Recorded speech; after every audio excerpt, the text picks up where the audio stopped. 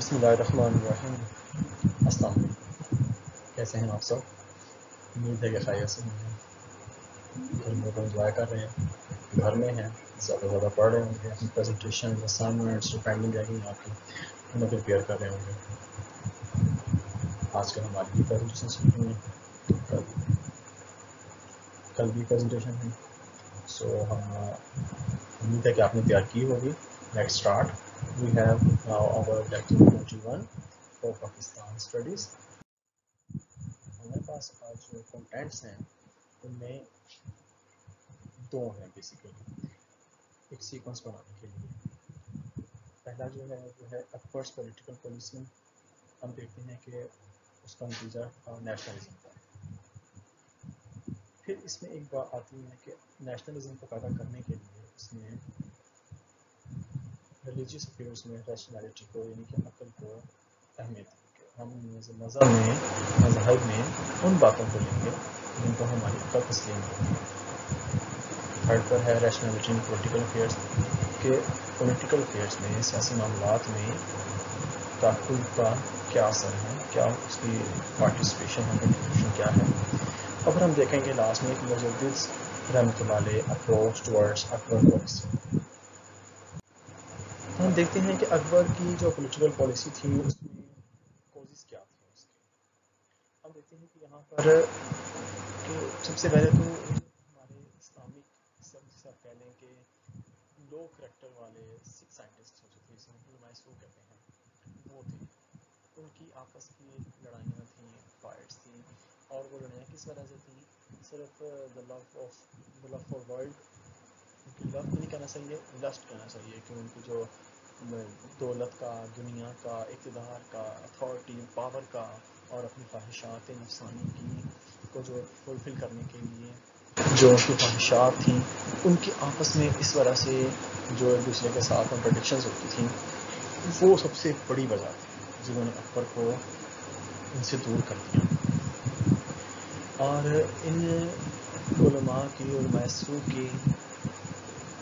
خرابی کی جو وجہ تھی وہ یہی تھی کہ انہوں نے آپ صلی اللہ علیہ وسلم کو اسوہ حسنہ پر چلنا چھوڑ دیا۔ انہوں نے ظاہر کو چھوڑ دیا اور باطن کو چھوڑ دیا کہ ہمیں اپنا ظاہر صحیح کرنے کی کیا ضرورت ہے، کیونکہ اصل چیز تو نیت ہے۔ آپ کا دل صاف ہے، آپ کا ذہن صاف ہے تو آپ کے لیے سب کچھ آسان ہے، ظاہر سے کیا ہوتا ہے۔ پھر غیر عظمی تصوف جو تھا، جو وحدت الوجود تھا، جو ونس آف دین تھا کا جو کنسیپٹ تھا ابن عربی کی طرف سے، اور جو دوسرے لوگوں نے مل کر جو اس پر جسے کہتے ہیں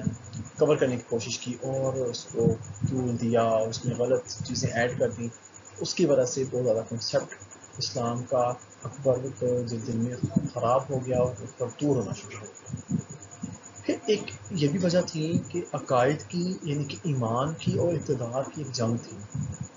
لوگوں نے دین اور سیاست کو یعنی کہ ریلیجن اور پولیٹکس کو علیحدہ سمجھ لیا، حالانکہ یہ ایک ہی کوائن کے ٹو فیسز ہیں۔ اگر دین نہیں رہے گا تو سیاست بھی نہیں ہوگی، اور اگر سیاست نہیں رہے گی تو دین بھی نہیں ہوگا۔ لیکن چونکہ ہمارے ہاں شروع سے ہی ایک یہ سلسلہ چلا آ رہا تھا کہ سیاست علیحدہ ہو گئی اور دین علیحدہ ہو گیا، جس کی وجہ سے لوگوں نے جو سا تھا وہ سمجھ لیا کہ اگر ہمیں اتھارٹی مل سکتی ہے تو یہی ہے کہ ہم دین کو علیحدہ کر دیں اور سیاست کی طرف توجہ کریں، کیونکہ اگر دین ہوگا تو ظاہری بات ہے ان کو پتہ ہوگا کہ ہم جو کام کر رہے ہیں وہ صحیح ہے یا غلط ہے۔ دین تو ان کو لگام ڈال کے رکھتا ہے۔ تو ان سب سے دوری تھی، انہوں نے دین اور سیاست کو علیحدہ علیحدہ کر دیا۔ پھر ان کے افیکٹس کیا پڑے؟ وہ یہ ہوا کہ جب اکبر نے دیکھا کہ جب لوگوں میں علماء میں اتنا اختلاف ہے تو پھر کیوں نہ ایسا کیا جائے کہ میں ہی سب کچھ اپنے ہاتھ میں لے لوں کہ میں عادل بادشاہ ہوں، میری حکومت بھی بہت زیادہ اسٹرانگ ہے، ایکسپینشن بہت زیادہ ہے میری سلطنت کے اندر امپائر کی، تو میں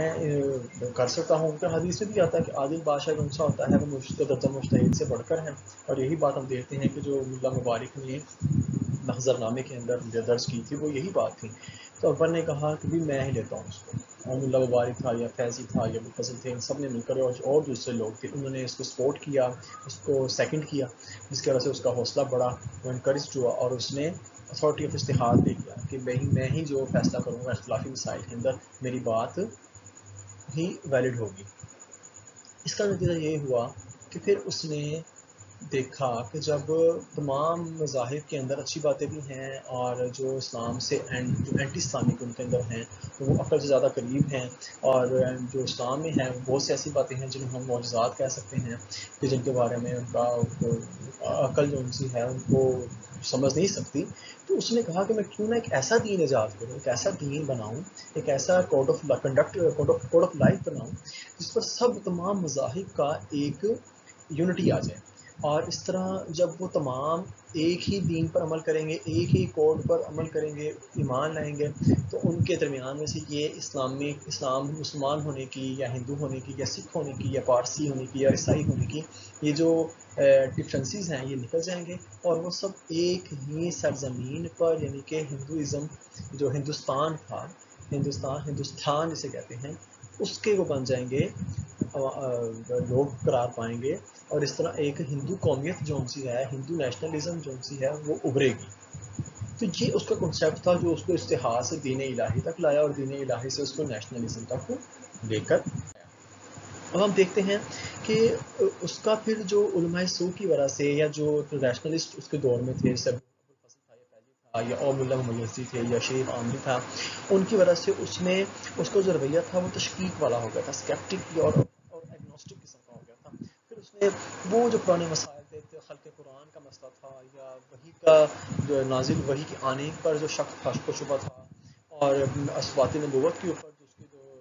تشکیک تھی اس کو آگے لے کر آیا، اور خلافت اور امامت کی جو بحث ہے ہمارے ہاں چلتی ہے اس کو اس نے پروموٹ کیا، اس کے محل میں یہ پروموٹ کیا گیا ایران سے اور دوسرے علاقوں سے آئے ہوئے لوگوں کے علماء کی طرف سے۔ پھر یہ جی کہ یہ کیسے ہو سکتا ہے کہ جب سارے انسان کا بدن جل جائے، ختم ہو جائے گا، مٹی میں مل جائے گا، تو کیسے اس کو دوبارہ زندہ کیا جائے گا؟ عذاب و ثواب کا کیا کنسیپٹ ہے؟ دنیا میں جو اخلاق میں جو عذاب ثواب ہے اس کا کیا کنسیپٹ ہے، اور کیسے ان کو زندہ کیا جائے گا دوبارہ؟ یعنی کہ جو امورٹیلٹی کا تھا، بقائے دوام روح کا مسئلہ وہ تھا، وہ اس کو مانتا ہی نہیں تھا۔ اس کے ہاں صرف عذاب اور سزا کا جزا کا صرف یہی تھا کہ جو تناسخ کا جو ہے کنسیپٹ ہندوؤں کے ہاں کون کا کہ ان کی روح بار بار آتی رہتی ہے اور جنم لیتی رہتی ہے، اور جو ان کے ہاں 7 جنموں کا کنسیپٹ ہے یہ وہ ہے۔ پھر اس نے جنوں کا، فرشتوں کا، معجزات کا، جیسے کہ شق القمر ہے، چاند پر 2 ٹکڑے ہو جانا اور معراج پہ چلے جانا، اس کا اس نے انکار کر دیا کہ یہ کیسے ہو سکتا ہے۔ وہ خود اٹھ کے دکھاتا تھا کہ دیکھو ایک ٹانگ پر تو میں کھڑا ہو سکتا ہوں، اب یہ کیسے ہو سکتا ہے کہ میں دونوں ٹانگیں اٹھا لوں اور اوپر سے آسمان پر جاؤں، 7 آسمان گزرتے ذرا جو 90,000 باتیں کر کے آؤں، اور میرا آپ صلی اللہ علیہ وسلم کا بستر جو ہے وہ گرم بھی رہے، کیسے ایک انسان سے پاسبل ہو سکتا ہے؟ یہ سب جھوٹی باتیں کس سے کہانیاں ہیں۔ پھر اس نے جو غیر اسلامی جو کنسیپٹ آ گئے تھے، لوگ آ گئے تھے، پارسی آ گئے تھے، ان کے اوپر مسلم کے آگ جلا دیتا تھا۔ پارسیوں نے جب ان کو دکھایا کہ یعنی خاندان کے لوگوں کا کہ جی وہ جلاتے ہیں ان کے آگ جلتا ہے، تو ان کا آگ جلائے جائے، صبح دوپہر شام آگ جلتی تھی، اور وہ جب جلتی تھی تو کھڑا رہتا تھا اس کے وقت جلائے کے بعد، اور آدھی رات کو اٹھ کے سورج کے 1001 نام پڑتا تھا، ستاروں کے مطابق کپڑے پہنتا تھا، دن رنگ کپڑوں کے رنگ ہوتے تھے، ہر دن کوئی نیا کپڑے نیا ڈریس ہوتا تھا اور اس پر نیا ایک کلر ہوتا تھا۔ اور پھر ہندوازم کا انٹریکشن زیادہ تھا، کرسچینٹی کا انٹریکشن بہت زیادہ تھا، یہاں تک کہ جو کرسچن اسکالرز آئے، جو پادری آئے وہاں سے، انہوں نے آ کر آپ صلی اللہ علیہ وسلم کے بارے میں نعوذ باللہ من ذالک ایسی باتیں بیان کی جو خدا نہ خواستہ نعوذ باللہ دجال کے ساتھ میچ ہوتی ہیں۔ اب ریشنلٹی پولیٹیکل افیئرس کیا تھی؟ اس نے سب سے پہلے تو جو تھا دین الہی بنایا، اور پھر اس کے اندر جو ایک احتساب کا یا جو عدالت کا عدلیہ کا سسٹم تھا اس کو ختم کر دیا، اور اپنا ہی ایک عقیدہ بنایا، اور نظموں کو ضبط رکھا، رسم و رواج رکھے، شاعر رکھے اس کے کہ جی وہ اب آئیں ریچولز، جو نیو وے آف لائف اس نے ساری بات رکھنا تھا۔ یہ ایک انڈیویجول تھوڑی ہے، انڈیویجولی سے پھر ایک کلیکٹیولی آئے گا، سوشل سسٹم، سوشل اسٹرکچر بنے گا، اور اس کے لیے اس کو اخلاقی، سماجی، قانونی، خاندانی نظام بنانا پڑے گا۔ اور اس کے لیے ضروری ہے کہ پہلے وہ جو پہلے والا مذاہب تھا، مذہب تھا اسلام کو، اس کو توڑتا، اس نے اس کو توڑا، حرام گوشت کو منع کر دیا، خنزیر کا کھاؤ، کتوں کا، سوروں کا، پگ کا، ان کو کھانا شروع کر دیا، کہا کہ شیر کھاؤ، لومڑی کھاؤ، یہ پھر اسلام میں کھاؤ، بھیڑیا کھاؤ، اور شراب کا عام کر دیا۔ اور پھر وومن امپاورمنٹ کے لیے اس نے کون سا ہے کہا کہ مینا بازار لگایا کہ خواتین آئیں، بے پردگی ہوتی تھی وہاں پر، اور مرنے کا بھی اس نے کرا سسٹم بنا لیا کہ بھئی کعبے کی طرف اس کو کوئی ٹانگے کرتے تھے اور دوسری طرف منہ کرتے تھے، یہاں تک کہ پہلے تو تھا کہ دفنائیں گے، اور اس کے بعد جب دفنانے کا کنسیپٹ ختم کیا اس نے، تو ایسا ایسا بڑھتا چلا گیا کہ اس کے گلے میں پتھر باندھ دیا جا رہا ہے، اس کو سمندر میں بہا دیا جاتا ہے کہ وہ ڈوب جائے یا جلا دیا جائے یا چین کی طرح یا پارسیوں کی طرح لٹکا دیا جائے۔ اور پھر سائنٹیفک سلیبس جو تھا اس نے وہ انٹروڈیوس کروایا، اسٹرونومی کروایا، لاجک، فلاسفی، میتھس کو اس کو انٹروڈیوس کروایا کہ ان کو پڑھا جائے، نہ کہ جو اسلامک جو اسٹڈیز تھیں ان کو ختم کیا گیا۔ اب مجدد الفسانی رحمۃ اللہ علیہ آئے، انہوں نے پولیٹیکل ریفارمس کیا کہ انہوں نے سب سے پہلے دیکھا کہ اکبر کی جو مطلق العنانیت ہے اس کی وجہ کیا ہے۔ اس نے کہا کہ بھی یہ جو چونکہ یہ ایک ڈکٹیٹرشپ تھی، ڈیموکریسی نہیں تھی۔ ڈیموکریسی اور ڈکٹیٹرشپ کے اندر بڑا ڈفرنس ہے۔ ڈکٹیٹرشپ کے اندر عوام طاقت نہیں ہوتے ہیں، وہ لوگ طاقتور ہوتے ہیں جو مل کر اس کو سپورٹ کرتے ہیں، جو حکومت کو بناتے ہیں، جن کو آپ کہہ لیں کہ پالیسی میکر یا اسٹیٹ میکر تھے وہ تھے، اور وہ چند ایک عمرہ وغیرہ سارے ہوتے ہیں، طبقہ ہوتا ہے جو امیر ہوتے ہیں، جن کے پاس اپنی ایک آرمی ہے، اپنا ایک علاقہ ہے، قلعہ ہے، اور وہ ساتھ ملتے ہیں اور اس کو سپورٹ کرتے ہیں تاکہ انہیں بھی الیکشن کے طور پر سپورٹ ملے گی۔ اکبر مجدد الفسانی رحمۃ اللہ علیہ نے کیا کیا کہ انہوں نے ان لوگوں کو جو اراکین تھے ان کو سمجھانے کی کوشش کی، ان کو کہا کہ ان کے دل میں ایک سافٹ کارنر رکھا ہے اسلام کے بارے میں، کہ وہ ان کو پتہ چلے کہ اسلام کیا کہتا ہے، آپ جو کر رہے ہیں وہ غلط ہے۔ ڈیموکریسی کے اندر تو یہ نہیں ہوتا، ڈیموکریسی کے اندر تو اصل طاقت عوام ہوتی ہے، عوام جس کو چاہے چینج کر سکتے ہیں، جس کو چاہے لے کر آ سکتی ہے۔ لیکن اس دور کے اندر جو ڈکٹیٹرشپ تھی، مطلق العنانیت تھی، تو وہاں پر جو اصلاح کا طریقہ تھا وہ یہی تھا کہ وہ ارکان سلطنت کو وہ کون سا تھا وہ کرتے، ٹریٹ کرتے، ان کی اصلاح کرتے۔ اسی طرح پھر انہوں نے انہی جو پالیسی میکرز تھے ان کو استعمال کرتے ہوئے حکومت کی اصلاح کرنے کی کوشش کی، یعنی کہ اکبر بادشاہ کی اصلاح کرنے کی کوشش کی۔ اب جو ان کا گول تھا وہ کیا تھا؟ انہوں نے رکھے گول یہ تھے کہ سب سے پہلے جو اراکین ہیں ان کو کتھارسس کیا جائے، ان کی تطہیر کی جائے، ان کی فکر کو درست کیا جائے۔ اب خالی باطن کو تیار کرنے سے تو یہ نہیں ہو سکتا تھا، کیونکہ وہاں پر بڑے بڑے ذہین لوگ بیٹھے ہوئے تھے، ایسے جنہوں نے اکبر کو خراب کرنے میں کسر نہیں تھی چھوڑی ہے، وہ ایسے تھوڑی تھے کہ وہ کم عقل تھے، وہ بڑے ذہین تھے، انٹلیکچوئلز تھے۔ لہٰذا مجدد الفسانی رحمۃ اللہ علیہ نے ان کی فکری اور ذہنی تربیت کرنے کی بھی کوشش کی، ان کو بتایا، دلائل سے بتایا، جس طرح کے دلائل بہتر تھے انہوں نے ویسے کر کے بتایا ان کو کہ کیا چیز بہتر ہے، کس طرح درست کرنا چاہیے۔ دیکھیں نا، وحدت الوجود کے مقابلے میں وحدت الشہود کو جو کنسیپٹ دیا ہے، تو اگر آپ ان کے مکتوبات پڑھیں، لیٹرز پڑھیں، تو آپ خود کہیں گے کہ ایسی دقیق فلسفیانہ گفتگو ہے، منطقیانہ گفتگو ہے کہ ایک عام بندہ وہ پڑھ ہی نہیں سکتا ہے۔ لہٰذا ان کا یہ جو کنسیپٹ تھا کہ بھئی ان کی تربیت بھی ایسی کی جائے کہ ان کو سمجھ آ سکے کہ بھئی وہ کیا کیسے حکومت کو صحیح کرنا ہے، حکومت کا ظاہر ٹھیک کریں، اراکین کے ظاہر کو ٹھیک ہوں گے، اور آہستہ آہستہ پھر وہ باطن بھی ٹھیک ہوگا۔ جب ظاہر ہی نہیں ٹھیک ہوں گے، جب ظاہر ٹھیک نہیں ہوگا، شریعت اسلامی کے مطابق عمل نہیں ہوگا، عدل قائم نہیں ہوگا، سوسائٹی ویل اسٹیبلش نہیں ہوگی، اس میں کنسسٹنسی نہیں آئے گی، حکومت کو استحکام نہیں مل سکتا۔ اور جب حکومت کو استحکام آئے گا، غیر اسلامی جو کنسیپٹ ہیں، جو تھیریز ہیں، جو لوگ ہیں وہ دب جائیں گے، تو پھر اسلام جو انسان آگے بڑھے گا، پھر ان کی باطنی تربیت کی جائے گی۔ اور باطنی تربیت کا بھی اصل کنسیپٹ کیا تھا وہ بھی انہوں نے بتایا۔ پھر انہوں نے کہا کہ بھی ان کی پرسنالٹی، اراکین کی پرسنالٹی اور کریکٹر بلڈنگ بھی کی گئی کہ ان کو کیسے مضبوط کرنا ہے، کیسے بادشاہ کے سامنے رکھنا ہے، ان کو سمجھانا ہے، بادشاہ کو کیسے تربیت کرنی ہے، کن کن موقعوں پر اور کیا صورتحال ہوگی، کیا ٹائم اینڈ اسپیس کا ان کو رکھنا پڑے گا خیال، تاکہ بادشاہ ان کی بات کو سمجھ سکے۔ اسی طرح پہ ان کے پاس جو طریقہ کار تھا وہ یہ تھا کہ انہوں نے شریعت کو طریقت پر ترجیح دی، اور انہوں نے دنیا کی محبت کو، طاقت کو، اقتدار کو، اور اپنی ڈیزائر کو، نفسانی خواہشات کو، جو ایک خواہش تھی اس کو ختم کرنے کو کہا کہ بھی ختم کریں آپ۔ اگر ہم بڑے بڑے جو لوگ دیکھیں، ہمیں جو اراکینی ملتے ہیں، وہ صدر جہاں ہے، اور مرزا جو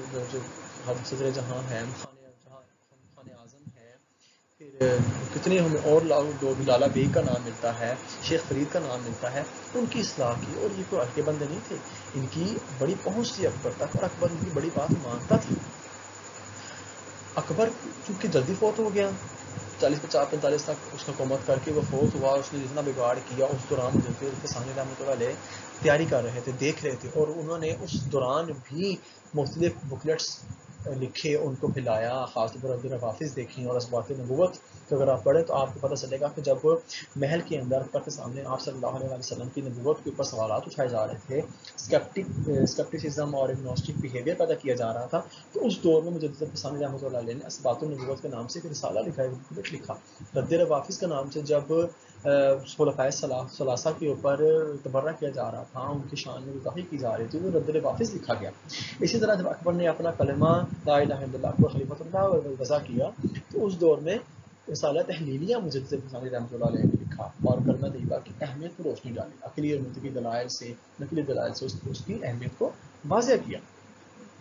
پھر انہوں نے ان لوگوں کو جو پالیسی میکر تھی ان کے مائنڈ سیٹ کو دوبارہ ترتیب دیا کہ کیسا تمہارا ہونا چاہیے، اور دیکھا کہ جب بادشاہ کا ذہن آہستہ آہستہ اسلام کی طرف آنا شروع ہو، بلکہ اس سے بھی پہلے کہ اس بادشاہ کو اوپر سر اقتدار لائیں، کیونکہ جب اکبر کا انتقال ہوا تو جہانگیر کو سپورٹ اسی شرط پر کیا گیا تھا کہ تم اسلام کی جو حالت خراب ہوئی ہے اس کو صحیح کرو گے. اسی لیے جہانگیر نے وعدہ کر لیا کہ ٹھیک ہے، اور جو دوسرے لوگ تھے اکبر کے جو پیروکار تھے انہوں نے اس کے دوسرے بھائی کو لانے کی کوشش کی، لیکن جہانگیر ان کے خلاف لڑائی کر کے تو اقتدار میں آیا. تو جب لوگوں نے ان کو وعدہ یاد کرایا تو اس نے کہا کہ ٹھیک ہے، لیکن پھر بھی اس کے دور میں بھی اتنی زیادہ سختی نہیں ہوئی ہو سکے. کیونکہ اس کے دور میں جو ایرانی لوگ مرا تھے جن کی حکومت بلڈنگ جن کی وہاں پر بڑی اتھارٹی تھی اکبر کی جہانگیر کے اوپر اور نور جہاں کا، چونکہ وہ بھی ایک خاص گروہ سے تعلق رہتی تھی، اس کی بھی بڑی وہاں پر پہنچ تھی. تو آہستہ آہستہ ہوا، لیکن یہ کہ اس کے اندر محل کے اندر ہی سلطنت کے اندر ہی ایسے لوگ پیدا ہو گئے جنہوں نے اکبر کی جو بنائی ہوئی جو ایک ٹیریٹری تھی، جو ایک سلطنت تھی، جو ایک کنسیپٹ تھا، جو تھیری تھی، اس کو ختم کرنے کی کوشش کی. پھر ہم دیکھتے ہیں کہ اکبر کی بنائے ہوئے جو سوشل اسٹرکچر تھا اس کے اندر تبدیلی پیدا کرنی شروع کی. بتایا کہ شاعر اسلام کو کیسے قائم رکھنا ہے، نماز روزے کی پابندی کی جائے، زکوٰۃ کی جائے گی، خیال رکھا جائے، حج کی پابندی کی جائے، حج کو باقاعدہ حکومت طرف سے جاری کروایا جائے. پھر انہوں نے کہا کہ جو سب سے زیادہ اہم جو چیز ہے، جس سے آج بھی آپ دیکھیں فوج ہوتی ہے کسی بھی ملک کی جو اس کے تحفظ دفاع کرتی ہے، تو اس دور میں بھی فوج تھی. لہٰذا مجدد الفسانی رحمۃ اللہ علیہ نے اپنے ایک مرید کو فوج میں بھیجا، بدیع الزمان شاید اس کا نام ہے، اس کو فوج میں بھیجا، اور فوج کے جو لوگ تھے ان کی صحبت سے متاثر ہوئے، امپریس ہوئے، اور انہوں نے اپنے جو تھا طرز زندگی کو، طرز فکر کو بدلا. اور پھر انہوں نے مجدد الفسانی نے جب جہانگیر بن گیا، لیکن اس نے نرمی اختیار کی، اگرچہ وہ اسلام کے بارے میں اچھی اوپینین سائڈ رکھتا تھا، لیکن اس نے ہندوؤں کے متعلق سخت رائے نہیں رکھی. لیکن مجدد الفسانی رحمۃ اللہ علیہ نے اس پر بھی جو تھا وہ زور ڈالا کہ آن دی اسپوٹ ریفارمس کی جائیں. مسلمانوں کی اتنی بری حالت ہے کہ وہ حکومت میں ہونے کے باوجود کچھ کر ہی نہیں سکتے. ہندو جو ان سے ہیں وہ اتنا آگے بڑھ گئے ہیں کہ وہ جیسے چاہتے ہیں مندر بناتے ہیں، مسلمانوں کی مسجدیں گراتے ہیں. تو یہ کیوں نہیں ہو رہا؟ پھر علیحدہ انہوں نے کہا کہ جو ارکان سلطنت یا پولیسی میکر تھے ان کو کہا کہ علیحدہ کہ آپ اپنے آپ کو شاعر اسلام کے طور پر ظاہر کریں. آپ کی اہمیت اتنی بلند ہونی چاہیے کہ لوگ آپ کو دیکھ کے سمجھ جائیں کہ یہی شاعر اسلام ہے. ریچولز ہیں. ان سب چیزوں کو سامنے رکھا، اور پھر اکبر جہانگیر مجدد الفسانی رحمۃ اللہ علیہ پر الزام لگایا کہ جہانگیر نے بلایا ان کو فیصلہ نہ کرنے کی وجہ سے ان کو قید کر دیا. 2 سال قید میں رہے، پھر ان کو اپنے ساتھ جہانگیر نے رکھا، اور مجدد الفسانی رحمۃ اللہ علیہ کی صحبت میں رہتے ہوئے جہانگیر بہت بہتر ہوا، بہت متاثر ہوا، یہاں تک کہ وہ یہ کہا کرتا تھا کہ مجدد الفسانی رحمۃ اللہ علیہ نے یہ مجھ سے وعدہ کیا ہے کہ اگر اللہ نے قیامت والے دن مجھے جنت میں بھیجا تو میں کہوں گا کہ میں جہانگیر کے بغیر نہیں جاؤں گا، تو جہانگیر کو ساتھ لے کر جائیں گے. تو یہ بھی مجدد الفسانی رحمۃ اللہ علیہ کی ایک وکٹری تھی، ایک ان کی فتح تھی ایک جو ہوئی ہے. تو اب ہم انشاءاللہ تعالیٰ کلاس میں ملاقات کریں گے، جو ہم سے کمی رہ گئی ہے ہم انشاءاللہ وہاں پہ بات کریں گے اور ڈیٹیل میں بات کریں گے ہم اس کے اوپر. ٹل دین اللہ حافظ، السلام علیکم.